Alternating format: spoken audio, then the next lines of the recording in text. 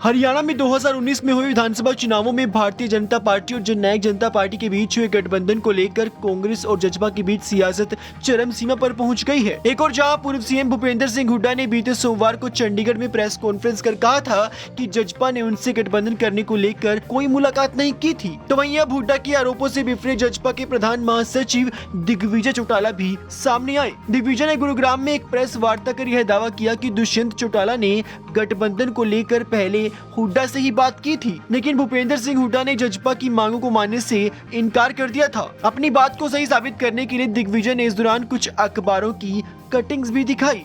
जो भूपेंद्र हुड्डा जी और उनके लाडले बेटे दीपेंद्र हुड्डा जी जगह जगह जाकर के एक बात कह रहे हैं कि हमने जननायक जनता पार्टी को जो कहते थे कि यमुना पार ले जाएंगे या और अन्य विषय पर, और वो जाकर के बीजेपी के साथ मिल गए और ज्यादा उनके जो लाडले बेटे हैं जींद में, हिसार में, अन्य क्षेत्रों में, मुझे हैरानी होती है कि कैसे कोई पूरा झूठ बोल सकता है, कैसे सरेआम कोई झूठ बोल सकता है। और आज ये मेरी इच्छा नहीं थी मगर मुझे कंपेल किया कि आज उन तमाम बातों को आपके सामने। दीप कमल जी, अगर आप शुरू करें, आपके बिल्कुल पीछे जो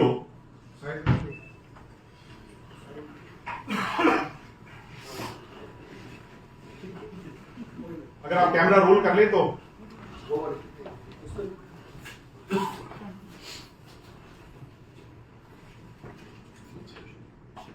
ये दुष्यंत जी की फोटो है जब हमारी 10 सीटें हम जीत चुके थे। हरियाणा में 40 सीटें भारतीय जनता पार्टी को, 10 जेजेपी को और 31 सीटें कांग्रेस को, एक आईएनएलडी को और अन्य एक कांडा जी की पार्टी को और निर्दलीय को मिली। हरियाणा की जनता का मैंडेट क्लियर नहीं था। फ्रैक्चर्ड मैंडेट में जब विधायक दल की बैठक हुई तो विधायक दल की बैठक में यह फैसला लिया गया, और ये एक रेप्यूटेड न्यूज़पेपर की कटिंग है, मैं नहीं कह रहा। दुष्यंत जी इसमें नेता चुने गए, ईश्वर सिंह जी उपनेता चुने गए, अमरजीत ढांडा जी चीफ विप चुने गए। सरकार बनाने के लिए विधायक दल ने यह फैसला किया, 10 के 10 विधायक ने। इसको रोकिए, ये प्रेस कॉन्फ्रेंस मैं आपको उसके बाद चलाऊंगा, अगर 2 मिनट मेरी बात पे गौर करें। और भाई राष्ट्रीय कार्यकारिणी ये फैसला ले कि हम किसके साथ हैं। अगर मैं गलत नहीं कह रहा, निशांत सिंह जी मुझे परमिट करें, उस समय मैं मौजूद नहीं था मगर ये मौजूद थे। डॉक्टर अजय सिंह चौटाला जी ने, हमारे राष्ट्रीय अध्यक्ष जी ने यह फैसला लिया, क्योंकि उन तक ये बात ले जाई गई, उनका यह फैसला आया कि 3 बड़े विषयों पर 5100 पेंशन, महिला को 50% आरक्षण और तीसरा हमारा 75 यानी मेन मुद्दा दुष्यंत चौटाला जी का जो था, इन तीनों पर जो भी पार्टी सहमत होगी, ये तीनों मुद्दे हैं हरियाणा के हित के मुद्दे, हरियाणा के भविष्य के मुद्दे, हरियाणा में इक्वालिटी के मुद्दे, महिला सशक्तिकरण के मुद्दे, नौजवानों को आगे बढ़ाने के मुद्दे, हरियाणा के हित में। क्योंकि फ्रैक्चर्ड मैंडेट है और ये तो है नहीं कि दोबारा चुनाव में जाया जाए, एक अलग बोझ जनता पर डाला जाए। ऐसे में इस फ्रैक्चर्ड मैंडेट में 10 सीटें जो हरियाणा की जनता ने भाई दुष्यंत सिंह चौटाला जी को आशीर्वाद स्वरूप दी है, एक ऐसी सरकार बनाई जाए जिन पे इन मुद्दों को उनके अंजाम तक पहुंचा करके जमीनी हकीकत बनाया जाए। इसलिए दुष्यंत चौटाला जी ने इस तमाम जो मैंने आपको डेवलपमेंट्स बताई, इसके बाद एक प्रेस कॉन्फ्रेंस किया। मैं चाहूंगा कि उस प्रेस कॉन्फ्रेंस की क्लिप चले। राष्ट्रीय कार्यकारिणी के तमाम सदस्यों ने अपने सुझाव रखे। कई साथियों ने यहाँ बात करी कांग्रेस के साथ सरकार बनाई जाए, कई साथियों ने ये विषय रखा बीजेपी के साथ चर्चा कर सरकार बनाई। प्रदेश के अंदर मजबूत मैंडेट किसी को भी नहीं मिला। उस परिस्थिति में अंत में राष्ट्रीय कार्यकारिणी विधायक दल के नेता के तौर पर मुझे और प्रदेश अध्यक्ष के तौर पर सरदार निशांत सिंह जी को अधिकृत किया है कि कॉमन मिनिमम प्रोग्राम के साथ प्रदेश के अंदर प्रदेश को आगे ले जाने के लिए, जिसके अंदर खास तौर पर 75% हरियाणा के अंदर जो हरियाणवी का रोजगार का अधिकार का हमारा उद्देश्य था, प्रथम तौर पर उसको वृद्धावस्था पेंशन जो चौधरी देवीलाल जी का लगाया हुआ पौधा है उसकी बढ़ोतरी, इन विषयों पर जौन सा भी पॉलिटिकल दल इस बात को थोड़ा गौर करें, सहमत होगा, जननायक जनता पार्टी पूरी तौर पर उसके साथ मिलकर प्रदेश के अंदर सरकार बनाने का प्रयास करेगी। आज आप लोग बारी बारी कयास लगाते हैं कि इससे मुलाकात हुई, क्या कदम उठाए गए, औपचारिक तौर पर चर्चाएं जरूर हुई। अगर मुलाकात किसी से होगी, कोई कदम बढ़ाया जाएगा, तो सबसे पहले आप लोगों को हम उसके बारे में पूरी तौर पर बताने का काम करें।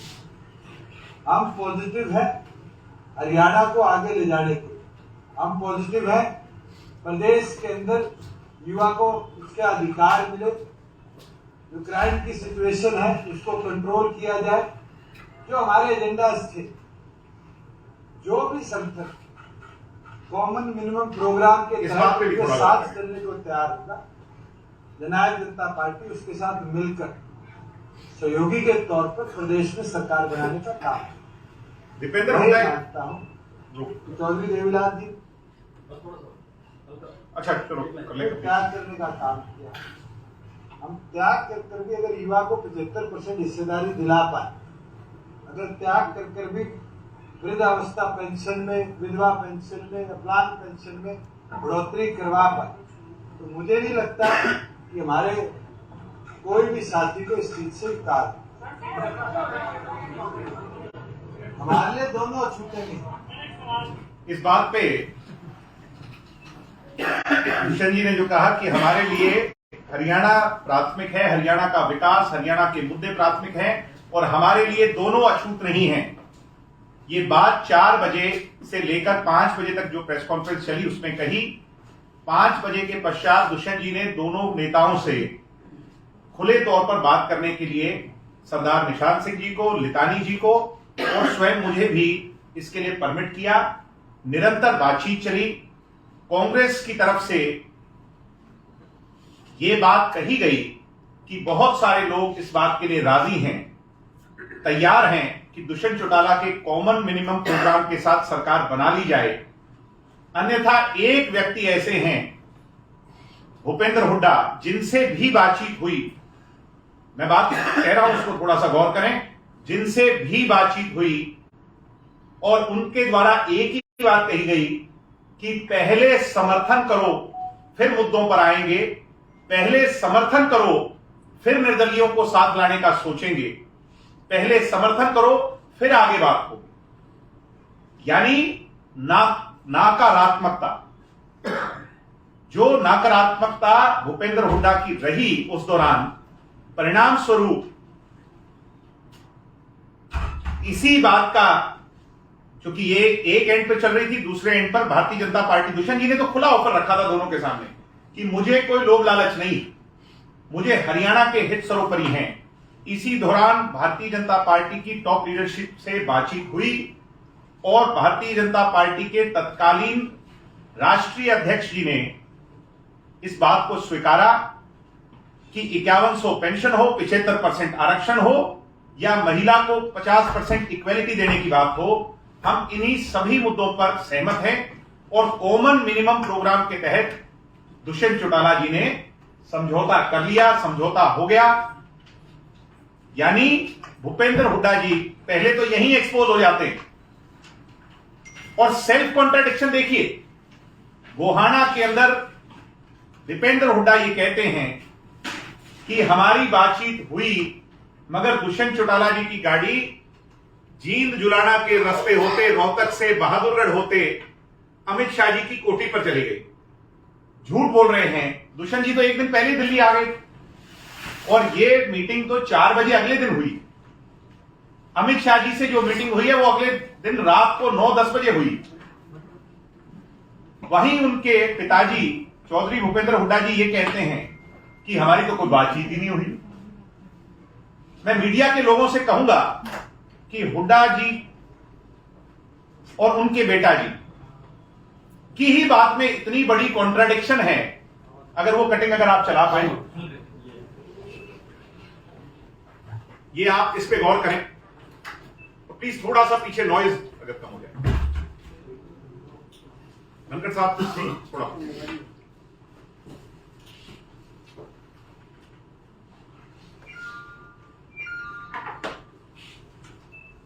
हुड्डा की 2-2 गठबंधन को लेकर मेरी किसी से कोई मुलाकात नहीं हुई और पीछे उन्होंने कहा वीडियो में कि मेरी कोई बात ही नहीं हुई।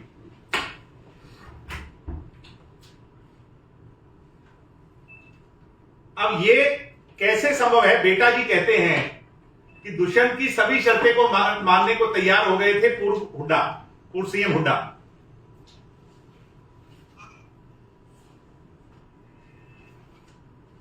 भूपेंद्र हुड्डा पूरी तरह और उनके लाडले बेटे दीपेंद्र हुड्डा जी इसी बात में एक्सपोज हो चुके हैं कि पिताजी कुछ कहते हैं और बेटा जी कुछ कहते हैं। अब ये पिताजी और बेटा जी मिलकर के बताएं क्या उनकी बातचीत हुई थी या उनकी बातचीत नहीं हुई, और ये सेल्फ कॉन्ट्राडिक्शन क्यों है, ये हरियाणा की जनता को गुमराह करने का काम क्यों कर रहे हैं, मुद्दों को भटकाने का काम क्यों कर रहे हैं, ये वे स्वयं